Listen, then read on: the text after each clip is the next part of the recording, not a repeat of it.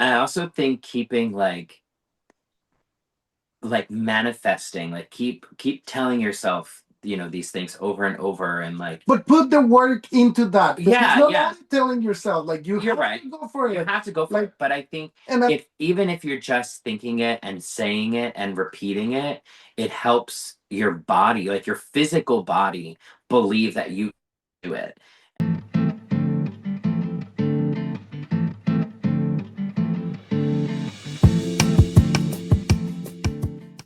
Hello, everyone. I am Melissa Forziat of Take the Doughnut, here to help you get inspiration and get donuts. I'm a motivational keynote speaker, and today I'm bringing you a Take the Doughnut interview, a very exciting Take the Doughnut interview with César and Ricky. But let me break that down for you. So that we've got Ricky Rotandi and César Aldrete, and they are the winners of the Amazing Race 36. Welcome.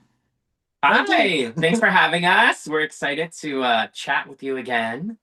I'm so excited to chat with you again. We actually spoke during Rom-Com Month recently to talk about Yeah. the movie Love, Simon. And so now we're going to get a chance to talk about you and learn a little bit more about your lives and about going after the things that you want in life and what that's looked like. And for those who are have seen other interviews that I've done like this before, this is a special one because we've got two people to talk to today. And so we're all sort of winging it here. We're going to fly by the seat of our pants Yeah. and get all the questions out there and see what comes up for Ricky and Cesar.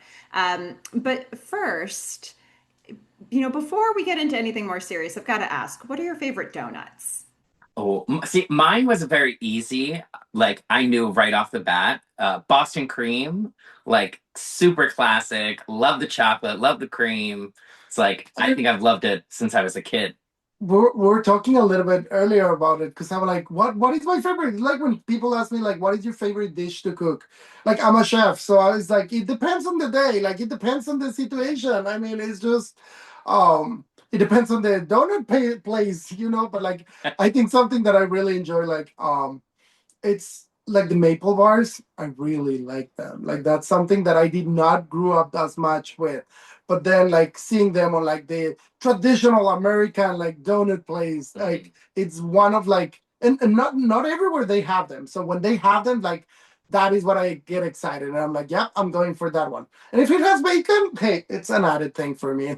Like No bacon for me. There it is. All for People you. don't talk about maple bars enough, so I'm glad it came up here today. yeah, It's kind of a quiet favorite for some people. Yeah. And yeah. I think it's true that it's like either a regional thing sometimes or like you don't see it all the time, so you have to know to look for them. But well, I said a very little bit about you two up front, but tell me more about yourselves. What should I know about you two? Let's see. We're Well, both in our mid 30s, living in New York City. yeah, I would say officially New Yorkers now. Like Officially New Yorkers. We're both like he's past 10 years. I'm coming up on 10 years in the city. I'm We a chef. He's a preschool teacher. We're both really competitive. Like we love escape rooms, board games. We love like anything that New York has to offer. Like yeah. pop-up stores, activities. Like during the summer now, like everything that is happening. I mean, Yeah, we it's try and like get out and do as much as we can or any little like free event we can get to. It's Pride Month, so we're like trying to hit all the like Pride events and go to the parades and the little festivals and and then every time that we're just thinking about our next travel. So like we love traveling as well. So it's just like always something planned, always yeah. something to look forward to.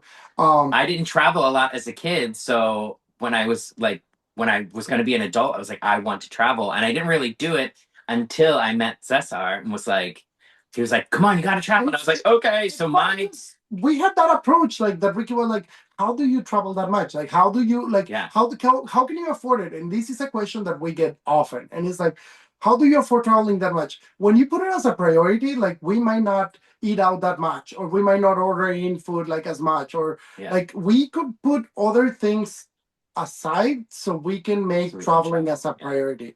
And like that's how you make it happen. It's like we buy the things that like, oh yeah, this looks cute, or like, oh yeah, this is like a brand piece of clothes that I'm like, yeah, but like clothing, I don't know, like it's just yeah, priorities. yeah, But traveling is really high for us. yeah. And I want to do more, so we're we're planning more every day. Any destinations that are like you haven't been to yet but are top of the list for you? Well, we're heading to Amsterdam in Italy this summer, so like that is right around the Yeah, corner. Like I've we, always wanted to go to Italy. I'm like 48 or 49% Italian. Like need to go to the homeland, and I just haven't. And this is the first time I get to go, so I'm very excited. We'll be there for like 2 weeks. yeah. This is amazing. Well, you two are active, you're out there, you're doing all kinds of things, and it's fun to see like what comes up for you when you think, "Oh, how would I describe myself and what are the important things to share in a quick summary?" We'll get into it a lot more as we go through here today, but Yeah. before we do, I just want to hit the reset button for those who've never seen a Take the Donut interview before. So what is the point of doing a Take the Donut interview? Well, for me, Take the Donut is another way to say carpe diem. It's all about going after the things that you want in life. And for me, it comes from this strange thing that happened in college where I left an actual donut on the table, but it became an object lesson for me and what it looks like to leave opportunities behind. So I don't want to do that anymore. I want to take the donut. And so this conversation is all about going after the things you want. And what does it actually look like for us to do that, practically speaking? So we're already getting a sense that you two, you go after the things that you want. I think that seems like a habit for you. But let me ask this question. How are you with going after goals? What is that process like for you? Um, I feel like Ricky has a nickname for me, like the FOMO King. Oh, Which is like yes. people see it as something negative sometimes, like fear of missing out.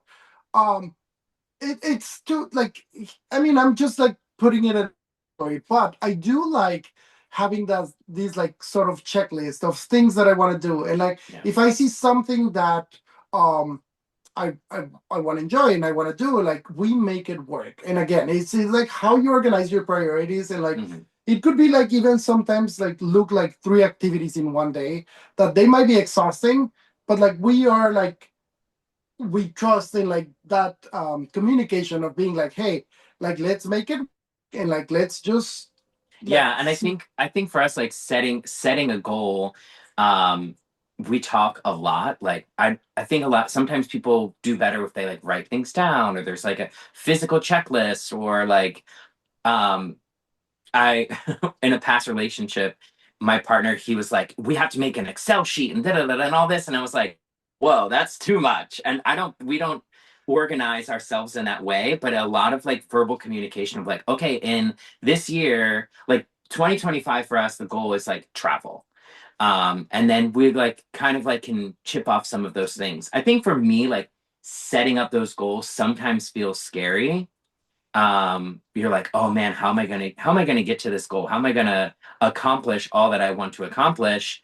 um but I think talking it out really helps, and then not like fixating on it too much, like I mean, I don't I know. want to bring on that because like that's something that we really learn, and if we knew something about it, like we enhance it as we were going through the Amazing Race, and it was adaptability. It's like yes, you have this goal, but if you get like sometimes so obsessed in just like it has to be this way, and you set Mm, expectations, mm, you might not even enjoy the path to grab the donut, or you might just like be focused so much in that donut that if it's a different kind of donut yeah. that like might be similar in a way, but you're like, no, I just wanted it with red sprinkles. Like, like, and it's like if the sprinkles are not red, you're ignoring the rest of the donut. So I feel like we learn on the Amazing Race that being adaptable Hmm. still can give you that like yeah that feeling of accomplishment, and like you're still like hitting there, like sometimes like the goals that we're talking about right now, it could be your daily life, but like when we set a goal that is like farther down the line, like it won't be a steady path, but like you just like Yeah. keep making it work, and just like don't forget what the main goal is, but be adaptable because things might change, like the world change on a daily basis, so Yep. like just keeping that in mind, I think that's Hmm. important for us. Well, with that being said, so as things are adjusting and changing and shifting, and especially when you have big goals that you're going after or big things you're trying to do, what keeps you motivated? Especially if it's like, yeah, that looks like it's going to take a little longer to get there. It's I think on our common goals is each other. Yeah, We yeah, keep each for other sure. accountable, and I think like just as a couple, like that works. But Yeah. um, I think I think you kind of hit it on the head there. Like we not necessarily keeping each other accountable, but like kind of supporting each other in what our goals are. Like in his professional world, I'm always like, okay, like what's the next gig you're gonna get? Like he's freelance, so like that's really tricky and challenging. Whereas like I have a regular like teaching job where I go in at 8:30 and I'm done by 2:30. You know, it's like a regular routine. Whereas for him, it's very different. And how do you like encourage and support that? but I think like even something that what you're saying about work, like yes, I am a freelance, and I'm so used to being a freelance now that I see it as a commonality that like I just have to wake up and like keep making connections and like keep doing my job the best possible, because a lot of the work that I get is through other people or like word of mouth or things like that. So it's Yeah. just like thankfully I have landed in a job that I love, that like I do it with passion and like it reflects. So like usually I'm really busy because like thankfully all of these people that I surround myself with like are passionate as well about it, Yeah. and I just like keep getting more opportunities. And nowadays it's just seeing like what is the best opportunity for what like what is going to take me closer to where I want to be. I think it's also important, like you said, like you're surrounding yourself with people that are going to support you and like help you reach those goals and have a common goal or common passion in mind. So I think that's another thing that kind of helps us. Like we have a good friend group that like is very supportive in helping us, like even just to like talk things out. And I think professionally as well. And still our families, like I feel like Yeah. yeah, again it's just like that, that like you build as well like this community that if you're okay, like, and you have this support group around you, and you're also there for them, right? But like that also helps, like, because you're on the right path. Again, as I said, like things changes and like people moves around and all of that, but it's still lifting you. Mhm. What a you're really painting a picture of this very open line of communication that you have not only with each other but with the important people in your world. And yeah, I think that certainly helps keep the motivation going because you're transparent with what you're trying to do and people can support you on the way to get there. So one of the things that happens a lot is when we go after things we want, challenges come up, obstacles come in our way. And you certainly talked about that with the idea of having to be adaptable. So I'm curious for you if there's a particular brand of challenge that comes up over and over again. Like no matter what it is you're working on in your lives, you can expect this Achilles heel to come up. What is it? Um, for me for a long time, so I went for my undergrad. Elementary ed. I was like, no, I don't want to be a teacher. I want to go to school for theater, study musical theater, dance, and acting and voice and all of that, and did that for a while, but then ended up coming back to education. And I had for a very long time like imposter syndrome. And it still flares up here and there of like, well, you don't have a degree in early childhood education.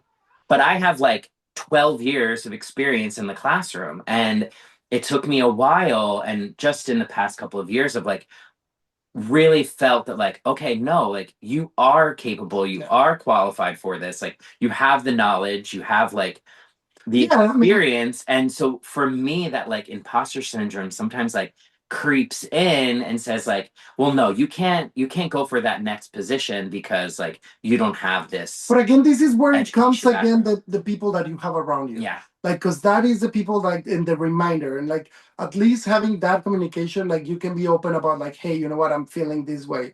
And it could be with coworkers, with friends, with the family, and like just be like, hey, I'm doubting. And I think like we are both similar in that way. Because sometimes like I get a new project and I'm just like, pretty much the same way. Like I get a new project, I'm like, am I even gonna be able to do it? Like it's not something new. Like yes, it goes again like with my career, but like I've never done something as challenging. Yeah. So sometimes like those, I'm not even looking for those projects, and like they just fall in my hands, and I just have to say yes if I want to keep moving up. Hmm. Like if I want to improve. So thankfully, like sometimes they just land, but I think that again, it's really hard, and it's we're really Yeah. similar on We at like we that. like a challenge. We both like having some pressure and like but we putting, both question ourselves. but there is that bit of self-doubt and things. It's like, well, am I even capable of doing this? Or do I have the qualifications or whatever it is? But 9 times out of 10, once you like plunge into it, it's like, oh wait, like we're fine. Like we can handle these situations. But that is definitely something that like I think is a common thing that happens for both of us is that like little bit of self-doubt, that little bit of imposter syndrome, like, wait, can you actually do this? Like, are you qualified? I don't know. Something that's the word I feel like. Well, are you qualified for that position? It's like, well, actually, no, I am qualified for that position. You have to kind of like put that into your like daily mantra. We just get to like that improv one-on-one, like yes and Yes, and like, yeah, yes and let me see what happens. It's like yeah. we'll figure it out along the way. Like and again, like that's one of the things that happened with the race. Like it was a big challenge. We were like, yeah, we don't see ourselves capable as much, but then we're like, we don't want to regret the rest of our lives not applying. We applied, and then they called us, and we're like, okay, yes. So now what? Now what? And then like we go through the process. They say, yes, you're making it to the show. Okay.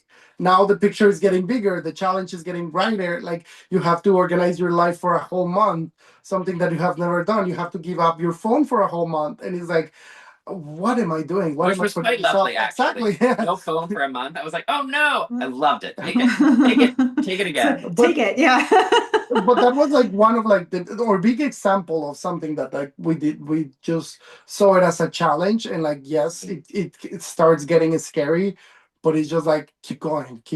Yeah, Like, once you like plunge into it, things kind of like ease in. But it's that first little hurdle that you gotta have to jump over. I love the fact that it's you specifically who are bringing this up because I think anybody who watched you on The Amazing Race would probably say that it seemed like there was nothing that you couldn't do.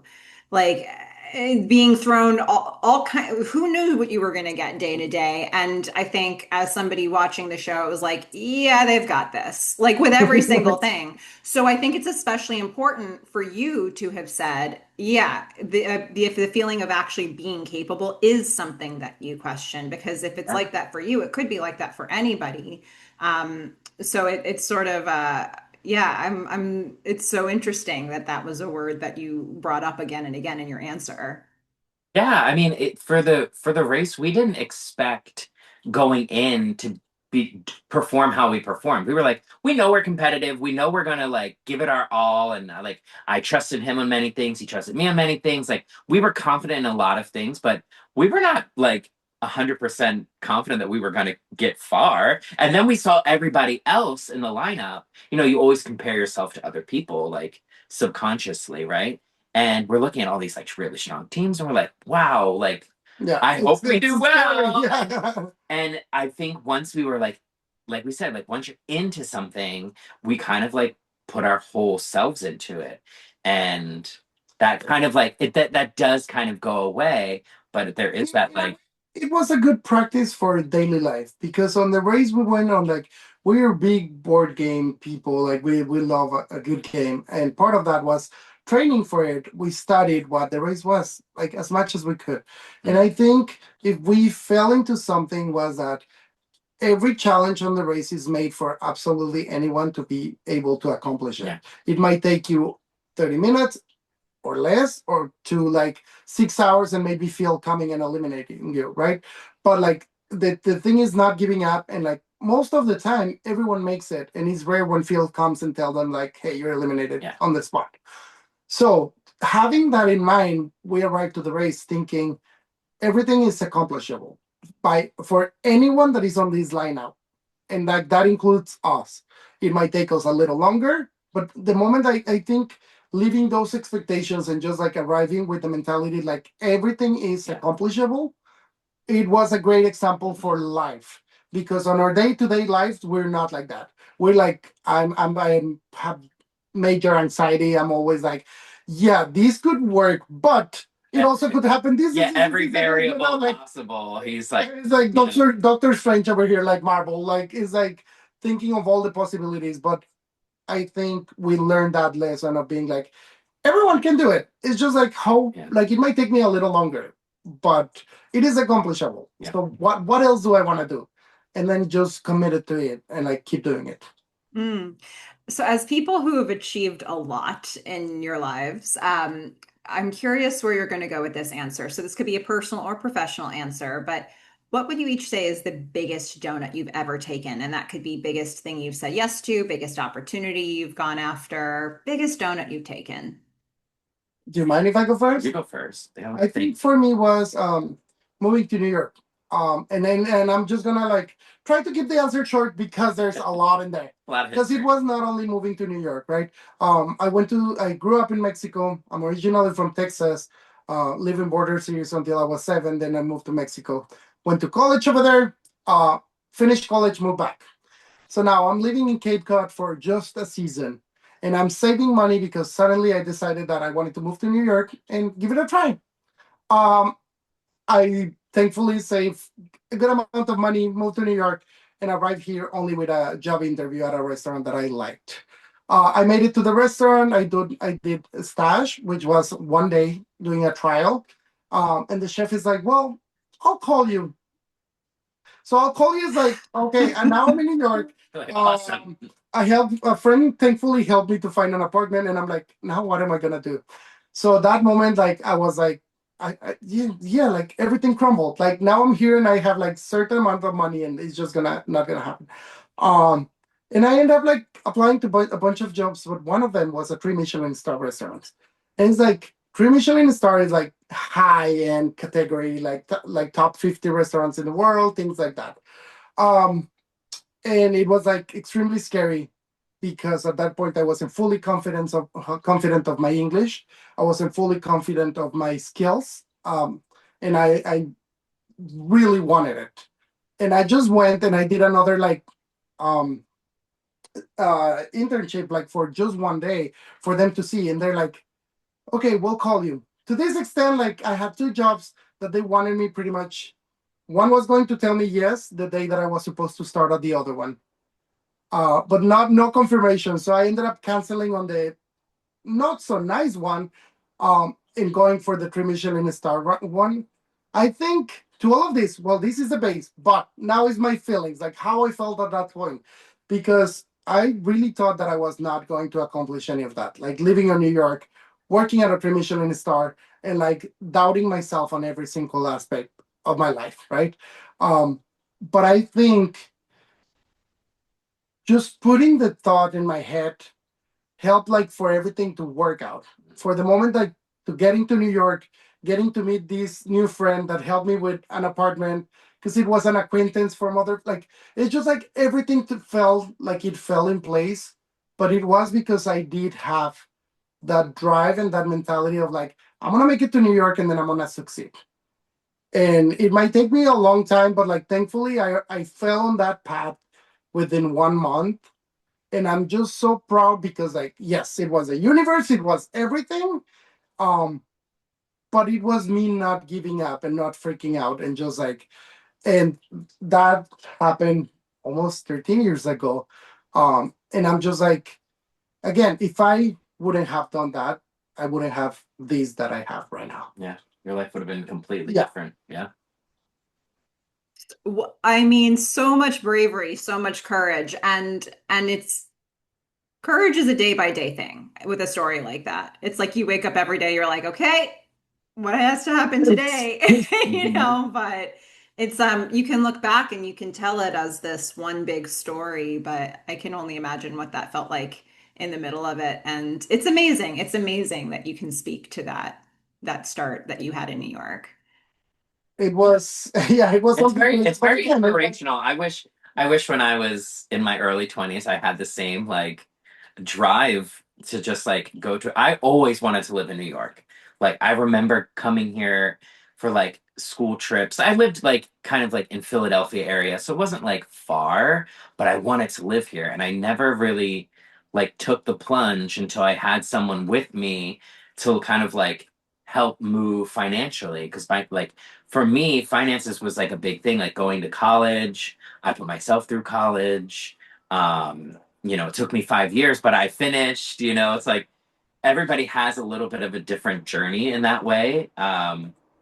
So like getting up here was very like was a big goal of mine. So I'm happy I'm here. But I don't know. I don't think I have like one specific like big big giant donut.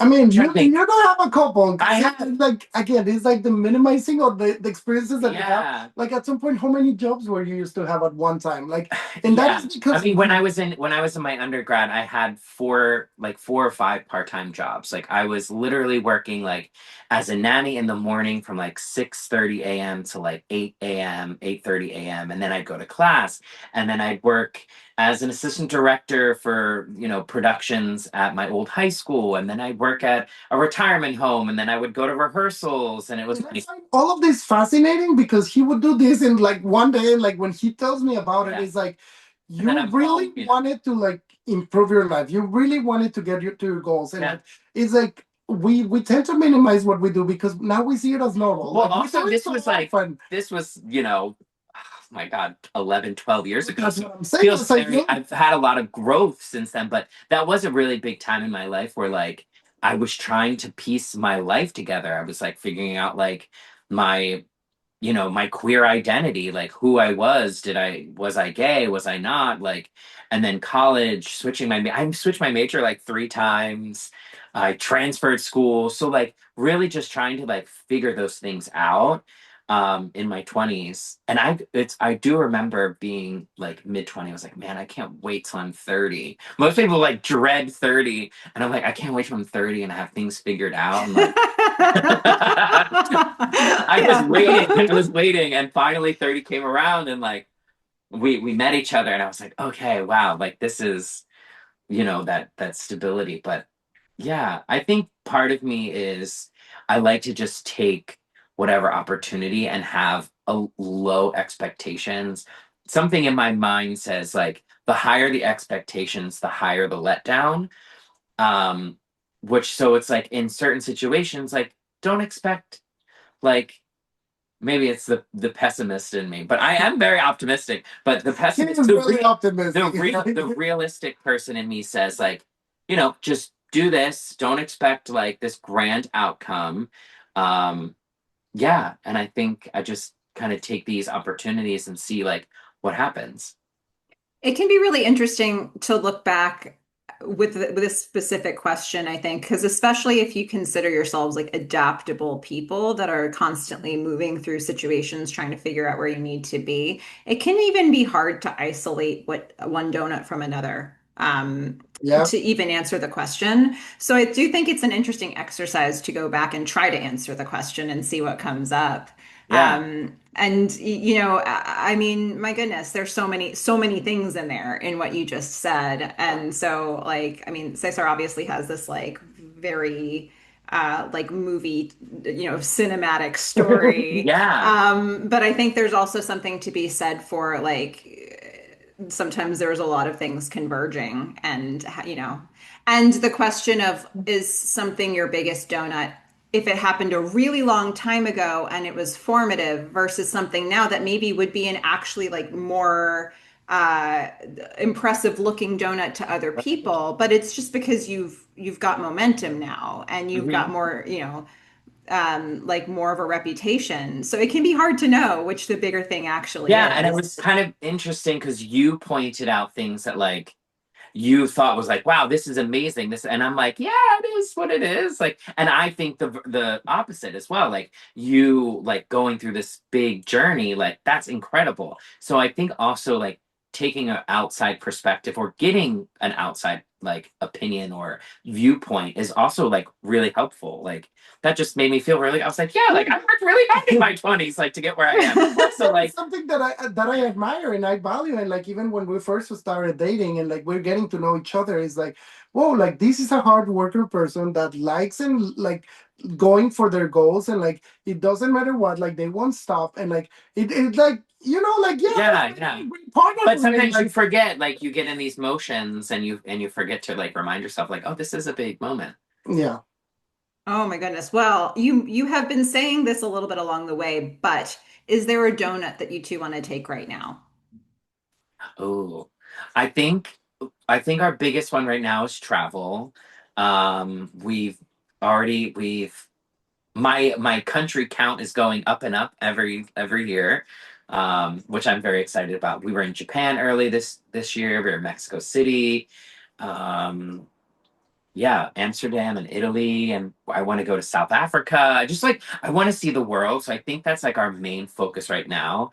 And then like leading on, um, I'm very comfortable in my job right now, so I'm good to just like go and work and do my thing, and I have summers off, so like it that I feel very accomplished in. But I think travel, and then eventually like we want to have a house or an apartment, so like those type of like traditional, Just goals. like, yeah, setting the path for like what our life like it's gonna be. I think right now, yes, as Ricky's saying, it's the travel. I think what I love right now is that it's really a two people like thing that we're both planning that together, right? So like it's easier, I would say, to accomplish those donuts, like being two instead of one, Hmm. and like also going on the same direction. And I think that is where like we work well together, and we just communicate well to really set what our goals are, and like even the little things like um we just set that path um straight, Yeah. let's say, in a way, because like it's the little things that even can annoy us, like we bring it up right away, so it doesn't become a bigger issue and something that is going to stop us from get going and getting that done. Mm. Well, there may be people who are watching this who have a donut of their own they want to take, and it could still be an idea. It could be something that they've started on the way to get it, and they're in progress and they're looking for some motivation to get there. So let's sprinkle some encouragement. And what would you say to those people? I think for me, something that I've learned like through life and through experiencing the Amazing Race is like if you put your mind to it, like, and you just keep pushing forward, like, you can literally accomplish anything. And it might sound repetitive. And it It might sounds so sound like cheesy and corny, but like, if you just stick with it, like, whether it's hard or you don't have the energy for it or, it's stressful, if you just keep pushing, like, even if it's baby steps, like one little tiny step forward is better than just like stopping. And I think the other thing is like just believing in yourself that like you can do hard things. I say this to my preschoolers, like, yeah, this is hard. Like it's not that you can't do it. It's that you're not doing it right now. But if you keep practicing and you keep trying again, like you can do this. And you can say like this is hard. Like because it is. You've never done it before. You're still learning, you're figuring these things out and it's going to be hard. Yeah, I agree. Like when I have kids they're like I can. I'm like I know it's really hard, but you have to keep pushing and also surrounding yourself with people that like can support you is really important, but telling yourself like yeah this is really hard but I can do it, like yes, you were saying like it is an everyday decision just to keep like be just like recurrent, and every day that your decision is like I want to go for this donut. um I think for me something that I would find important is like seeing, for example, these kind of talks, like something that like motivates you and being like, hey, like yeah, I want a little bit like that, I want some of this, I want some of that, and really like to people that like might inspire you like into how just to stay strong every single day and waking up and committing to what your goal and your donut is, and just like going for it, because it is really hard. Like some days are harder we're all humans, like some days are harder than another. Some days you might get a new obstacle that you were not expecting. It could be on any category, and then like it can literally stop you from just going on that path and yeah, following like yeah. to get the donut. I also think keeping like manifesting, like keep telling yourself these things over and over, and like, But put the work into that. Because it's yeah, not yeah, only telling yourself, like you you're have right. to go for You it. have to go for Like, it. But I think and that, if even if you're just thinking it and saying it and repeating it, it helps your body, like your physical body, believe that you do it. And it's like a mind over matter type of thing. Like you can accomplish anything, whether it's like a physical goal that you have, or a professional goal. It's like if you keep telling yourself like, yeah, I can do this, I can do this. Like we have a friend who um like she literally like is continually manifesting all these wonderful things, but she speaks it out loud and she just keeps going. And every year she's like got a new accomplishment. She was like, yeah, I talked about this like 2 years ago and I didn't stop till it happened. And I was like, yes. I think key is there.